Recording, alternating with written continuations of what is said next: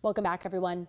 Hurricane Melissa, as we have told you, made landfall earlier today, but this storm is one of the few to reach this level. So we want to bring in meteorologist Freddy Vela for some context about this. Freddie, I mean, this is staggering how people are describing this storm.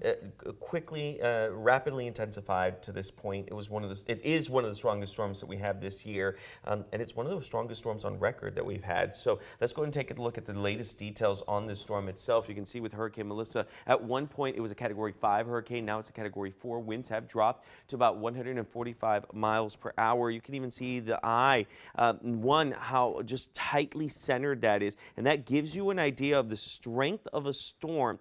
Not all the time do we get this, and this is, essentially textbook of what we look at when we look at a hurricane. You can clearly see the well-defined eye as it makes landfall over Jamaica. And while it does lose a little bit of it, I mean, it's still a very, very strong storm as that makes its way through. It's now picked up some steam moving north-northeast at around 8 miles per hour. But let's go a little in depth here about Hurricane Melissa. It made landfall near New Hope, and it made landfall around noon, our local time. The winds were 185 miles per hour, and it's the strongest storm in Jamaica since Gilbert back in 1988, and it's actually the strongest in the Atlantic Basin since Dorian back in 2019. Again, just giving you an idea of how strong this storm is. And when we look at the most intense hurricanes, it actually falls in number 3, and I'll explain why, even though it's on the second rung here. But you can see the pressure of the storm itself, 892 millibars, with wind speeds at 185 miles per hour. An extremely strong storm. Now, Hurricane Allen had stronger winds. The thing is that the millibars were a little bit different here.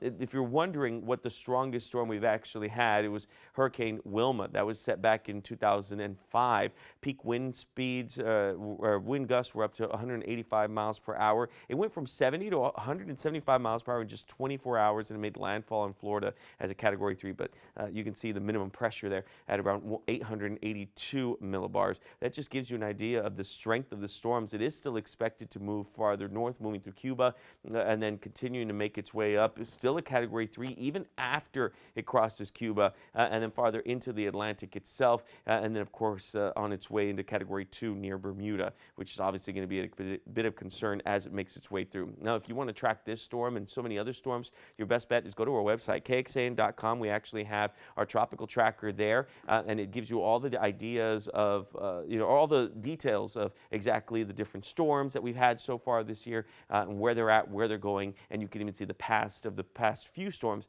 that have come by as well. All right, that's not the only thing that's making headlines here in our weather office. The other thing is we have a cold front that's come through. And this is a much stronger cold front than we've received over the past couple of fronts that have come through. This one's the real deal. We've been able to see temperatures drop tremendously behind the front. Orlando at 68 degrees. Austin now at 81. We reached a high of about 87 degrees today. I'm looking to see the official number. It looks like it might have been 88 compared to 87, but I'm going to watch the official number as that comes in because it's right when the front was starting to push through. But we've already seen a drop in Austin, 82 in LaGrange, and 81 as you get into Lockhart and farther to the south. And this is the leading edge of the front already pushing through our area. Here's the thing, though, dry air filtering through. So all the cloud coverage that we have now, that's gone.